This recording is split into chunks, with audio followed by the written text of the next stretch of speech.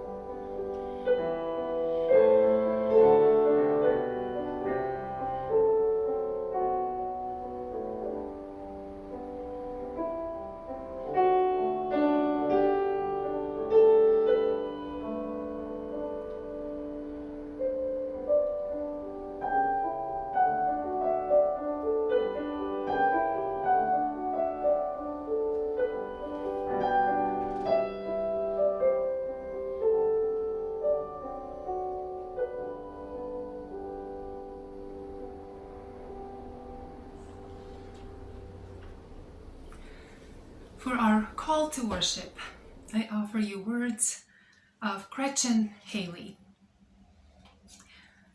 Every little thing that breaks your heart is welcome here. We'll make space for it.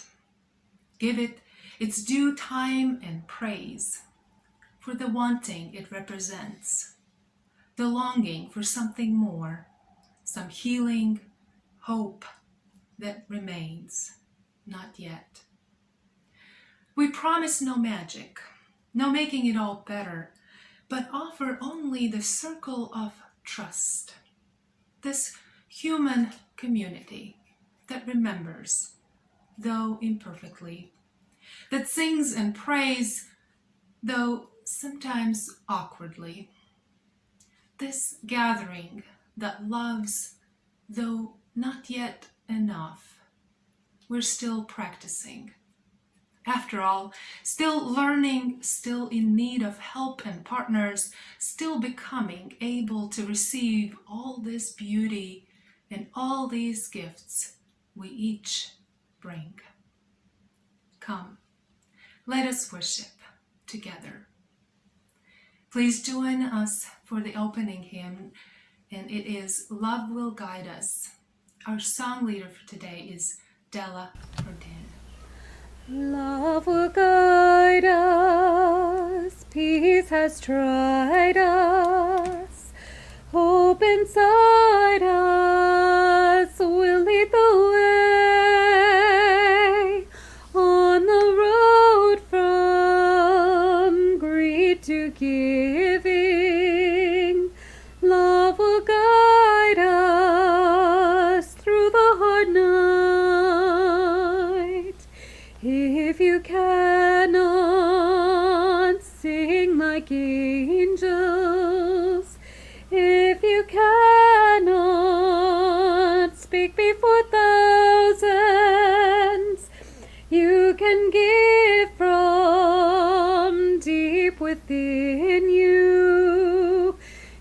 You can change the world with your love.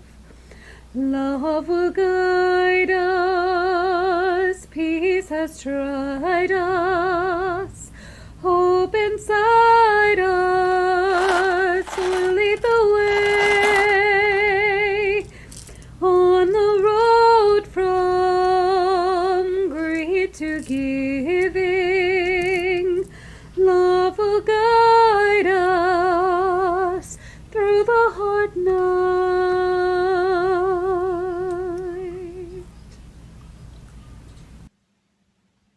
We begin each worship service by lighting the chalice, which is the symbol of our liberal faith. For this morning's chalice lighting, I have some words that come from the Church of Toronto. Our goal as you use is not to love what is easy or what is safe or what is easy lovable. Our goal is to love the world into a better place, which is to say, to love fairly in unfair moments, to love the weak in strong ways, to love the troubled back to health. For this kind of love, we light our chalice.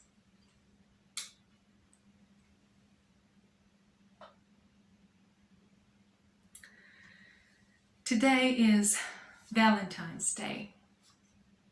We celebrate this day in different ways. Some focus on romantic love, some focus on their family, some do not celebrate at all. Years ago, I was a minister of a small church. It was a community of mostly older people who had lost their spouses. Romantic love was a topic that was more painful than celebratory for them. Yet their hearts were filled with love. Love for one another, love for their dear ones, love for their country. So when I planned my first Valentine's Day worship, I called it a heart party. It did not elevate only the joys of love, but also marked the pain our hearts experience sometimes when we love. The party was such a hit that it became a tradition for years. So this is why for today's worship I decided to focus on the heart.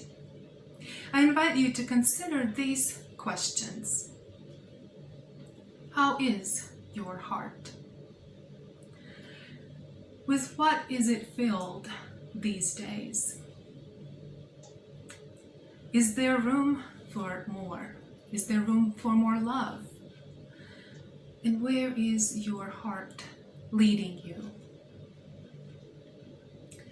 On Tuesday evening, please join us during the Zoom meeting to share your thoughts and your experiences. You will find the Zoom link in our newsletter.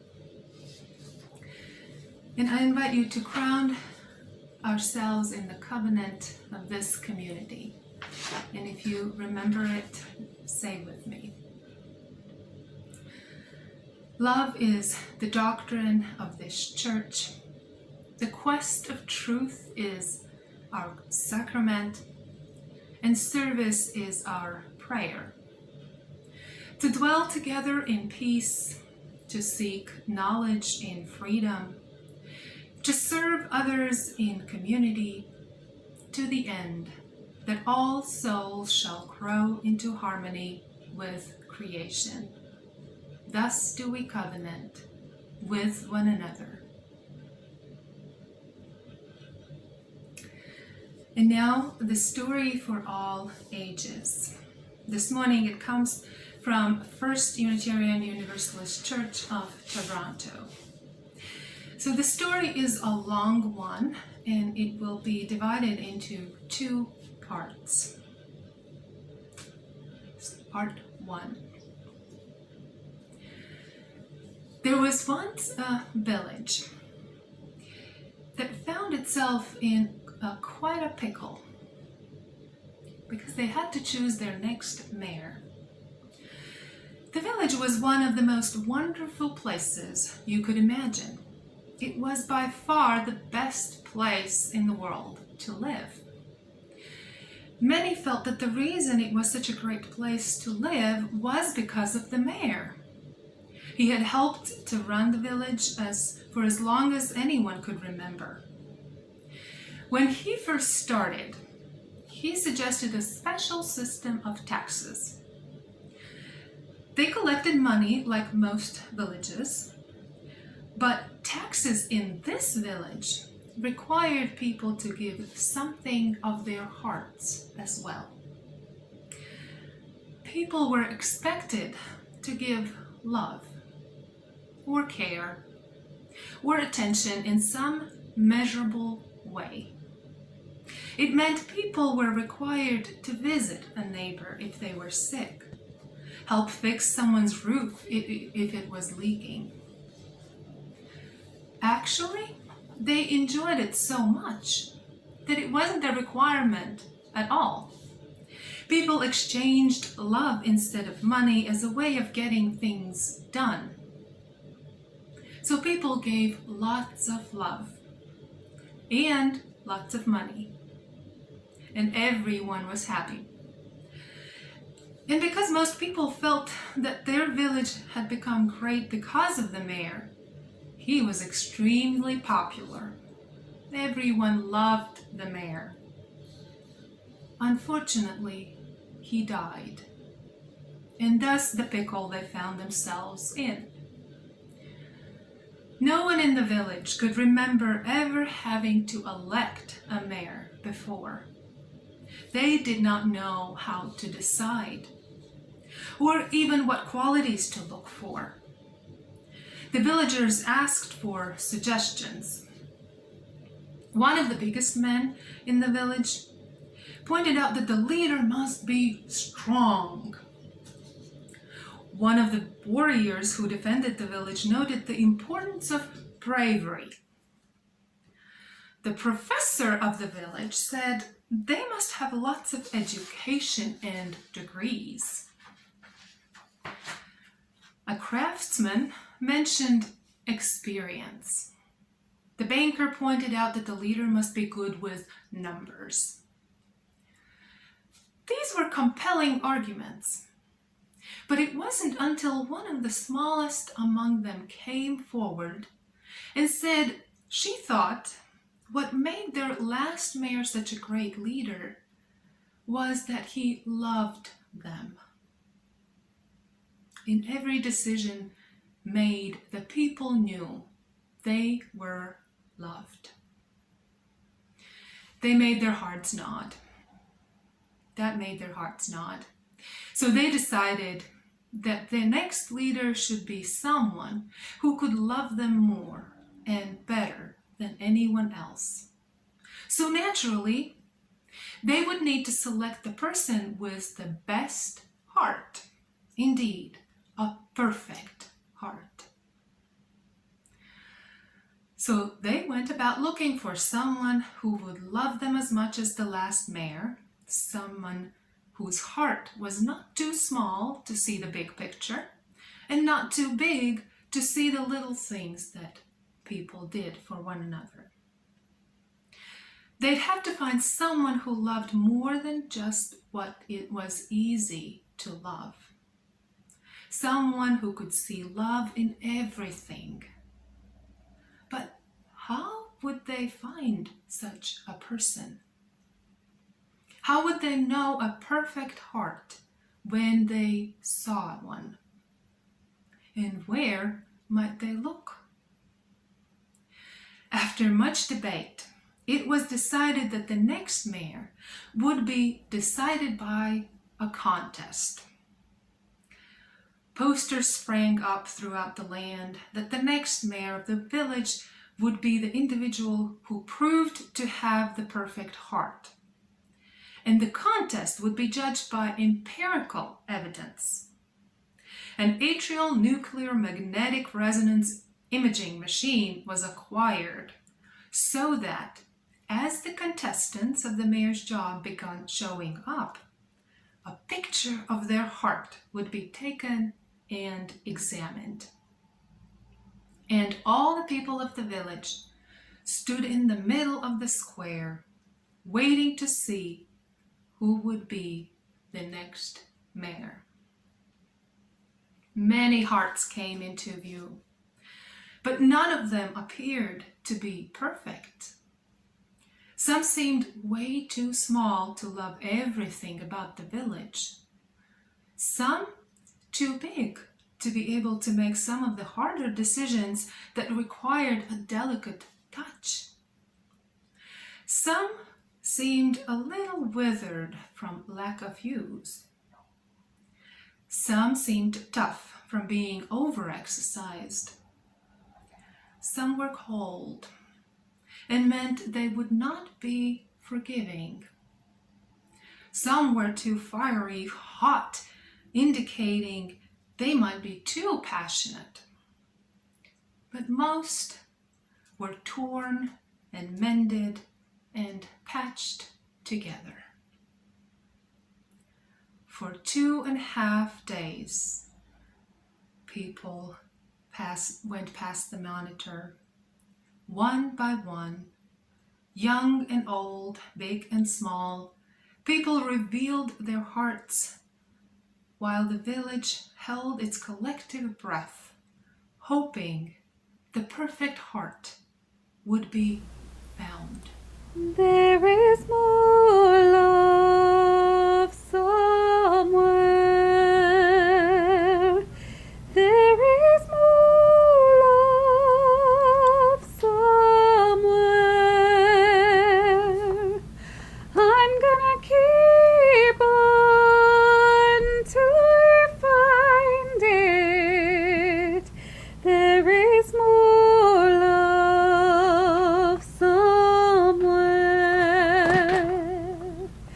There is more hope somewhere. There is more hope somewhere.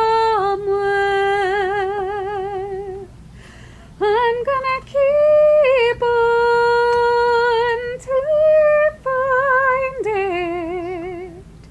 There is more hope somewhere.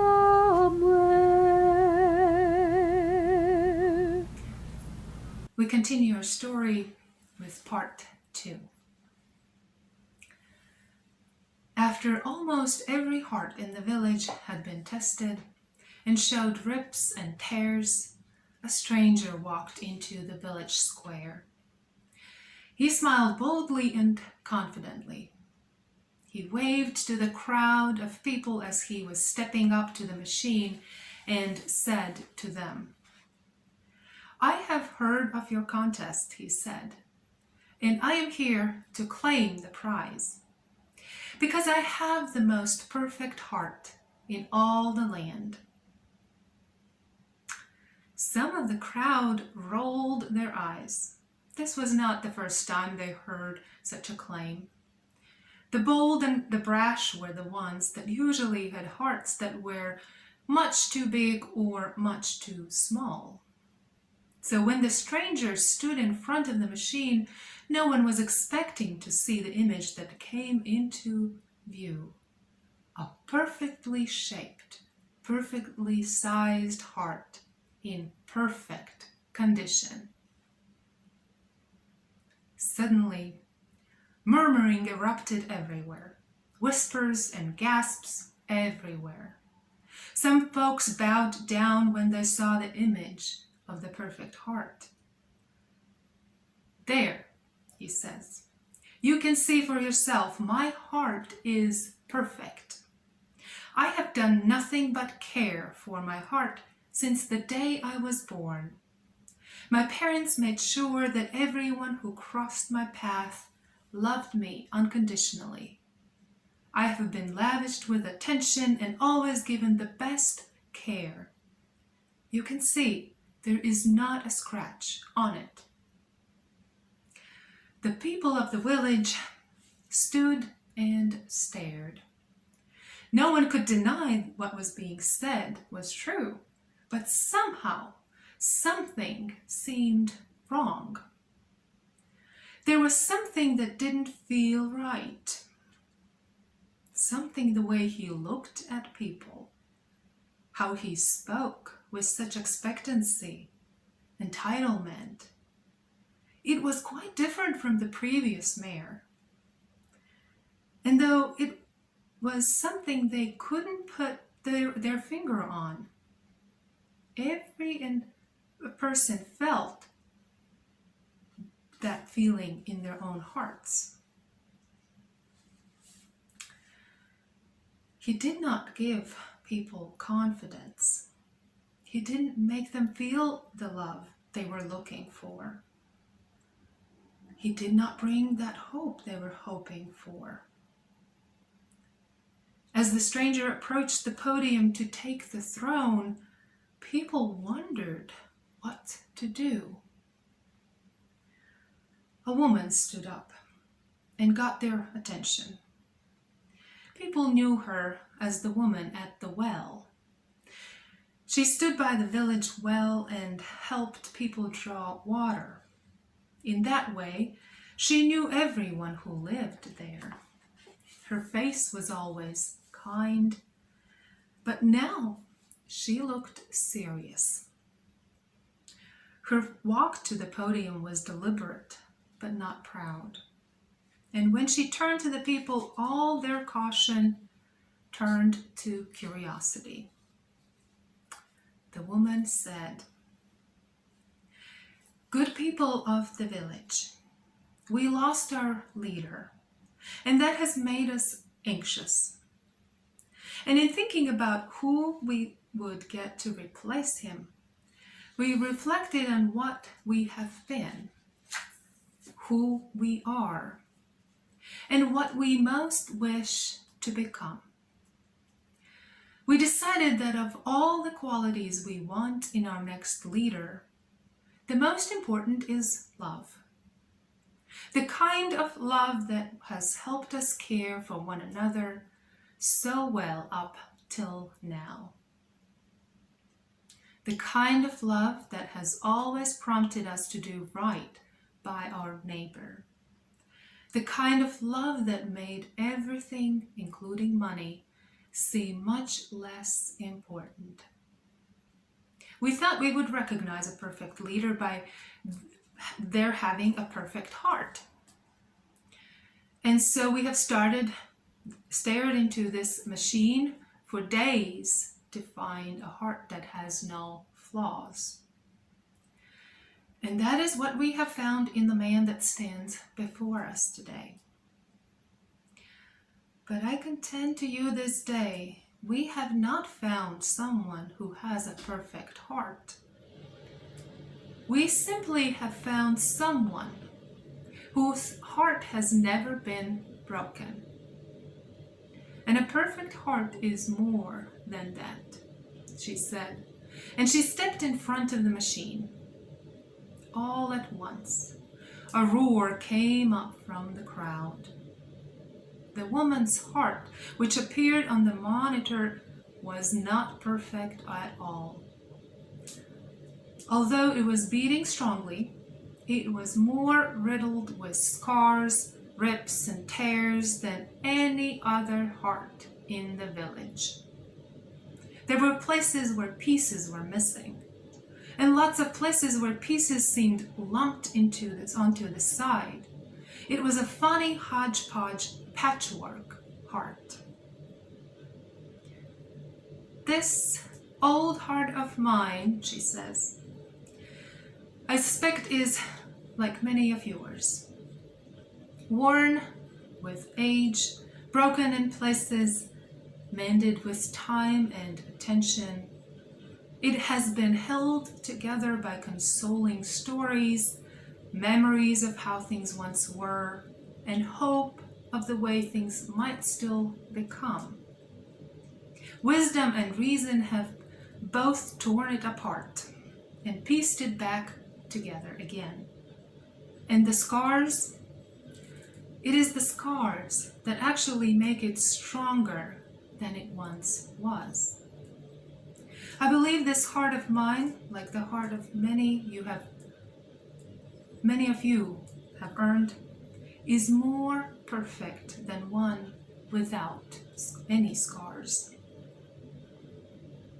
Of course, this led the stranger to protest that he had won the contest fair and square.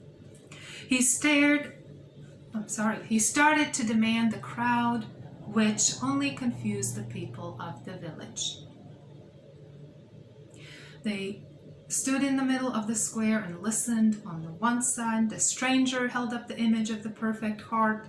On the other side, the woman held up a very different image.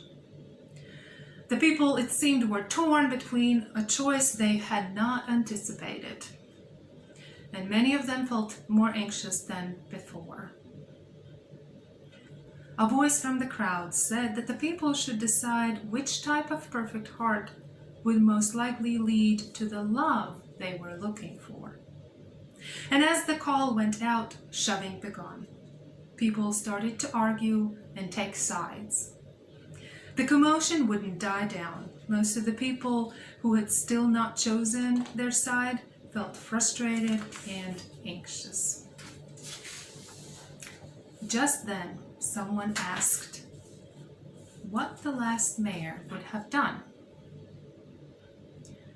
The crowd turned to the two candidates and fixed an expectant look in their direction. What would someone with the perfect heart do in this situation, they asked. Let us decide based on their answers.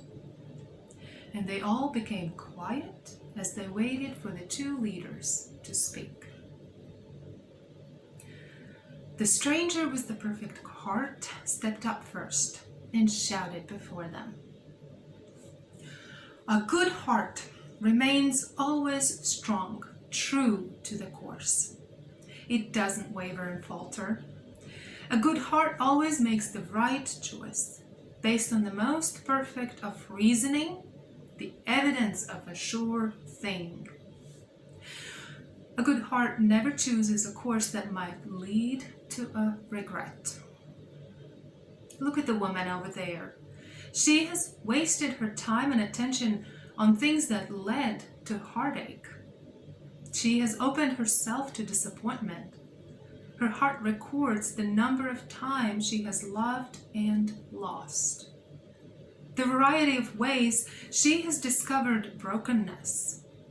She has watched love slip through her fingers and felt the sting of emptiness and loneliness. Her path is never certain. Follow me, and I promise you will never know loss. You will never know disappointment, because you will understand what it means to have a perfect heart. As he finished speaking, he could see a few of the people in the middle of the square shaking their heads. A few were comforted. They moved toward him till he was surrounded by dozens of folks calling for their friends to follow behind them and choose this side of love. The woman stood up next and looked around at the crowd, and she smiled. Of course, she said, everything he said is right. A good heart always makes the right choice, never wavers and falters or chooses a path it regrets, and he is also right.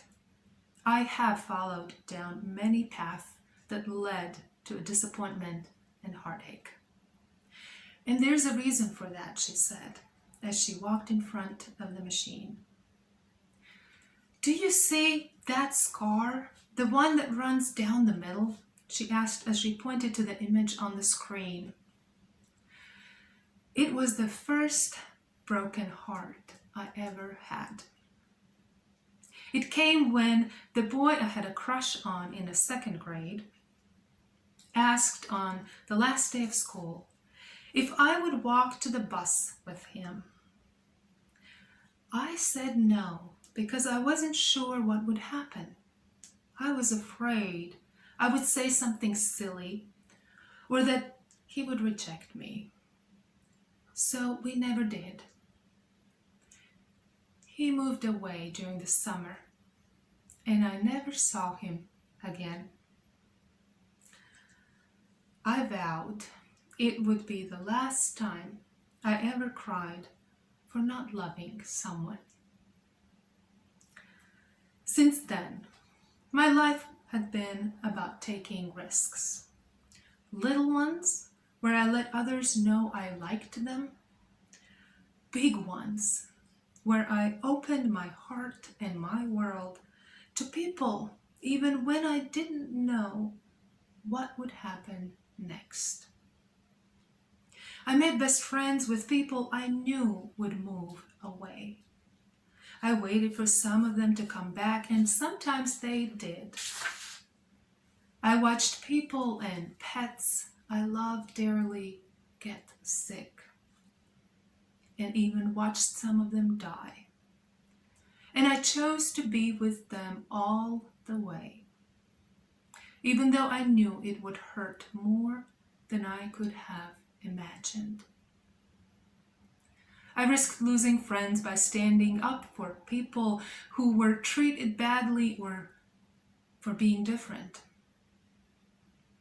either because they were a different color than me or spoke a different language, or because they were gay. And I sometimes fell in love at the wrong times, with the wrong people for the wrong reasons. And I have scars to prove it. But I never let fear of making a fool of myself stop me, or fear of being hurt. Because every time I have loved something truly, deeply, honestly, my life became a little more worthwhile.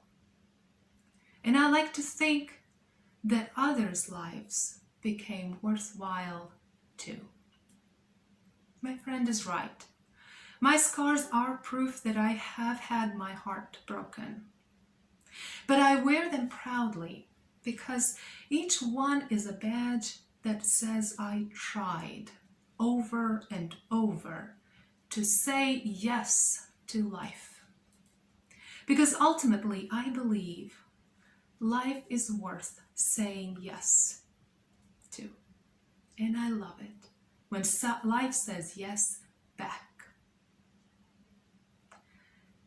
I have been hurt because there are things in life worth hurting for. And most every one of them has a name, a face, and a story. And as she continued to speak, the people drew closer to hear what she had to say, until they were all surrounding her. Even the stranger who had come across the square from where he was standing. He saw everyone crowded around the woman and knew that it meant that he would not be the next mayor. And he was very disappointed. In fact, it was enough of a heartbreak that it became his first scar and his first glimpse of everything he had never to this point been able to know. Everything that would make all the difference in his ability to really know love and to really be happy. So he walked over to where everyone else was to join them, and he began to sing. There is more peace somewhere. There is more peace somewhere. I'm gonna keep on till I find it. There is more peace somewhere. There is more joy somewhere. There is more joy somewhere. I'm gonna keep on till I find it. There is more joy somewhere.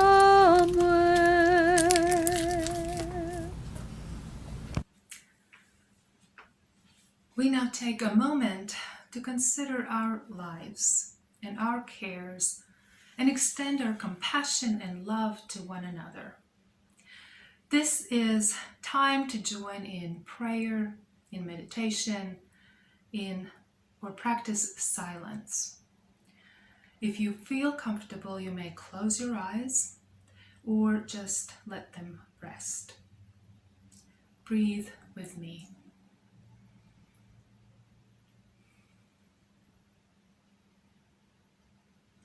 We turn inward and ponder the essence of goodness we have inside us. The possibility, the mystery of unveiling truth, the light that goes by many names. We hold one another in care and support. We are grateful for this time and the people here in this community, for the care they show and the renewal we find. We seek a reminder that we are often larger than our worries and doubts and fears that cross our path. That our response, especially when it is in concert with the people around us, enables us to do greatness. With the help of others, we can know the joys of celebrations and the sorrow of separation and heartaches. Our lives are more because of this time and these people. Let us breathe now together, and in quiet, let us pray the prayers of our own hearts.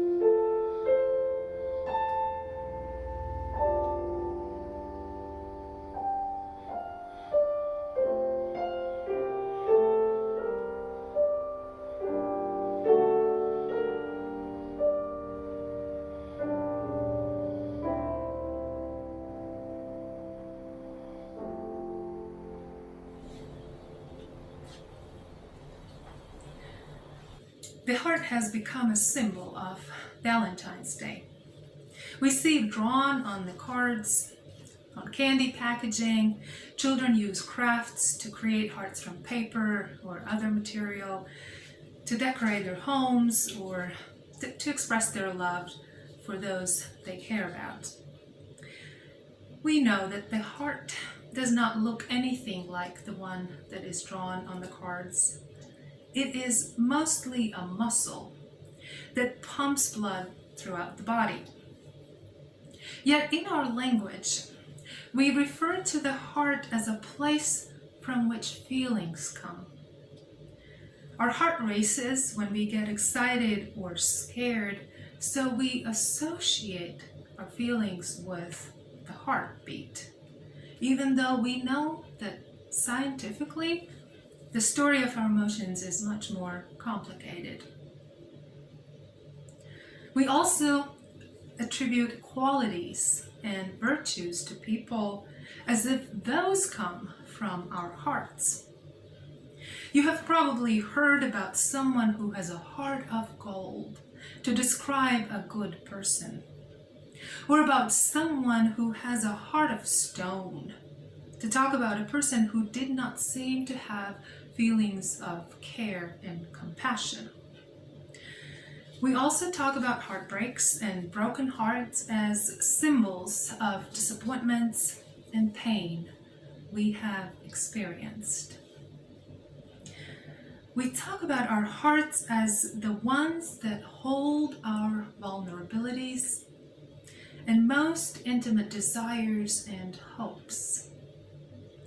Just like in the story we heard earlier, hearts here in the community of First Jeff are very, very diverse. Probably some are still growing, some are big and shiny as gold, some are strong, and some are misshaped.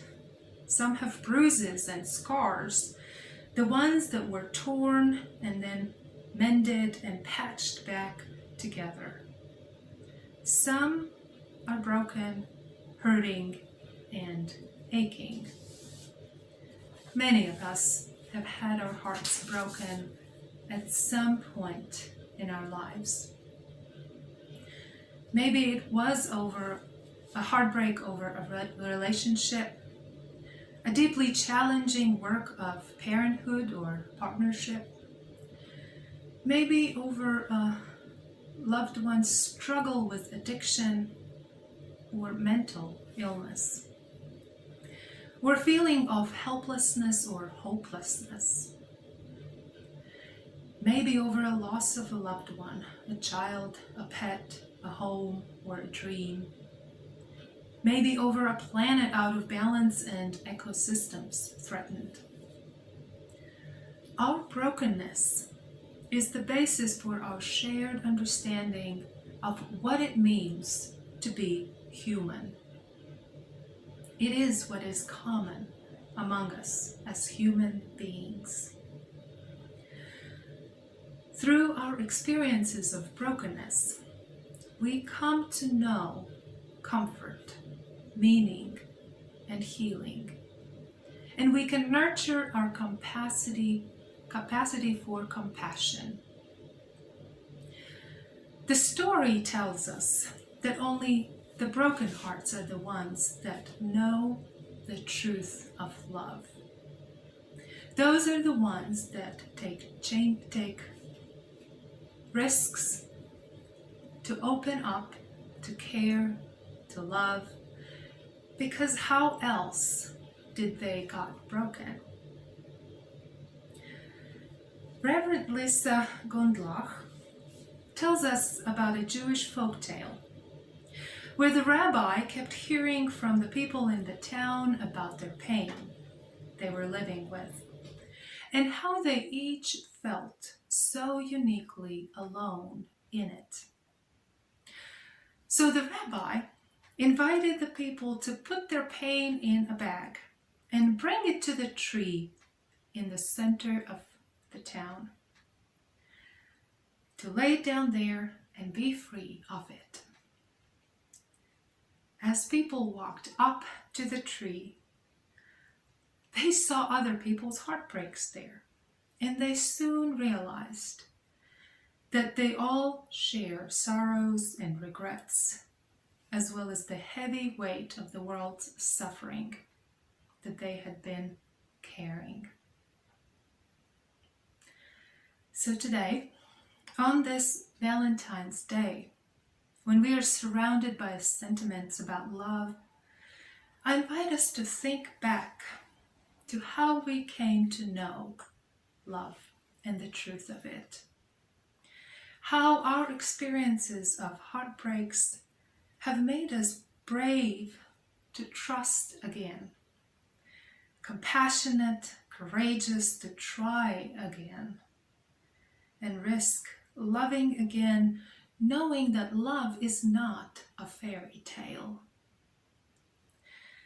And even when we think that maybe our hearts are full and have no room for anything else, we meet a puppy and discover that our hearts do have room for more love.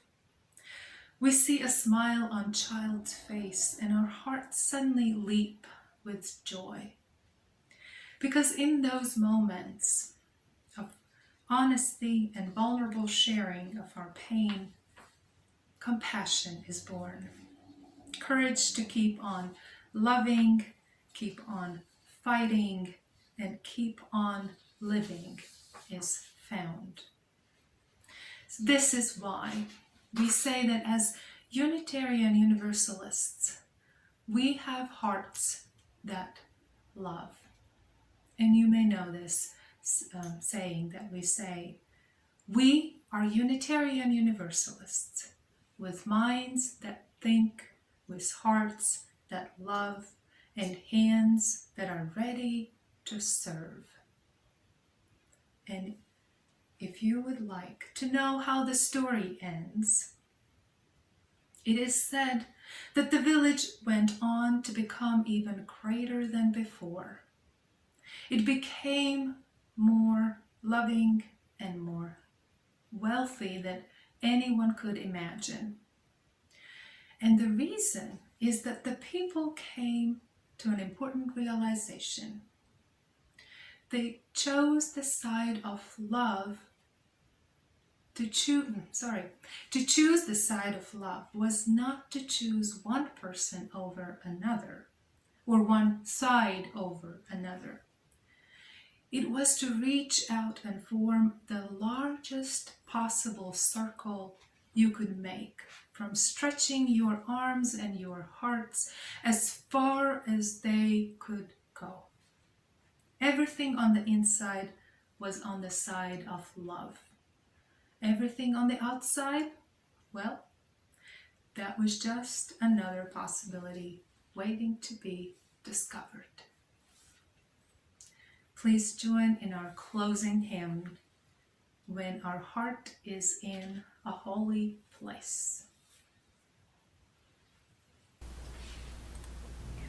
When our heart is in a holy place, when our heart is in a holy place, we are blessed with love and amazing grace. When our heart is in a holy place, when we trust the wisdom in each of us, every color, every creed and kind, and we see our faces in each other's eyes, then our heart is in a holy place. When our heart is in a holy place, when our heart is in a holy place, we are blessed with love and amazing grace. When our heart is in a holy place, when we tell our story from deep inside, and we listen with a loving mind, and we hear our voices in each other's words, then our heart is in a holy place. When our heart is in a holy place, when our heart is in a holy place, We are blessed with love and amazing grace, and our heart is in a holy place. When we share the silence of sacred space, and the God of our heart stirs within, and we feel the power of each other's faith, then our heart is in a holy place. When our heart is in a holy place, when our heart is in a holy place, we are blessed with love and amazing grace. When our heart is in a holy place.